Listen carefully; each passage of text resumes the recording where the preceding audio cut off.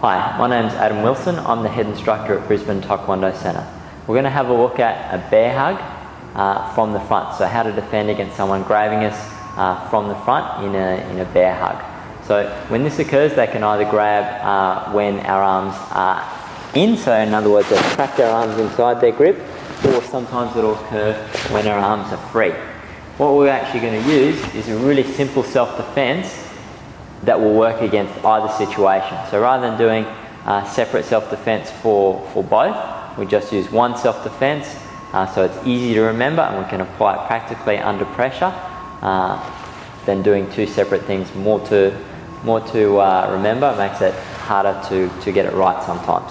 So from here, he's grabbed on. This will often happen as well for a much bigger person. So a big person grabbing someone who's smaller, that'll often commonly occur with a big guy grabbing a lady, or sometimes an adult grabbing a child. So let's look at it now.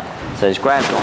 From here, okay, if I'm on the ground, okay, I can stomp with my heel onto his foot, okay? So 2 or 3 stomps onto his foot with my heel, okay? I can also, if I'm up in the air, if they're very strong and they have lifted you up physically there, you can still kick into the shin or even knee into the leg, that sort of thing, to start to soften up. Now, from here, next thing, if I'm in very close, I can't move forwards, okay? More often than not, I can't move forwards, but I can always, almost always, still move upwards into the groin, okay? So I'm going to do 2 or 3 knees coming upwards into the groin.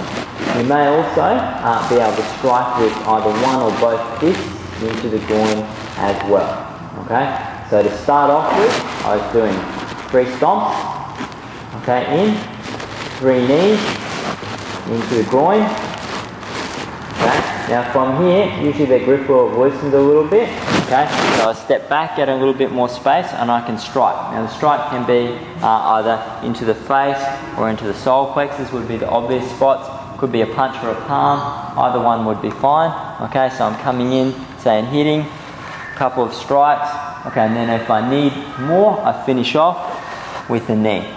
Now obviously with self-defense it's important to remember you only need to do enough to defend yourself as well. Alright, so let's look at the whole situation again. Grabs on, I'm stomping on the foot, so 3 stomps with my heel, so normally I'll be stomping onto those small bones in the feet, so stomping down onto the foot about 3 times, then knee into the groin, so coming upwards into the groin. Alright, now from here I'm going to step back a little bit, it's good to loosen. Doing strikes, so hitting in, 1, 2, 3, and then finishing off with 2 or 3 knees. Okay, you will notice for most of these that we tend to do 3 strikes, and more often than not it'll be 3 strikes to the same place. One of the reasons that we do that is a self-defense situation is extremely stressful. Okay, it's also a difficult situation.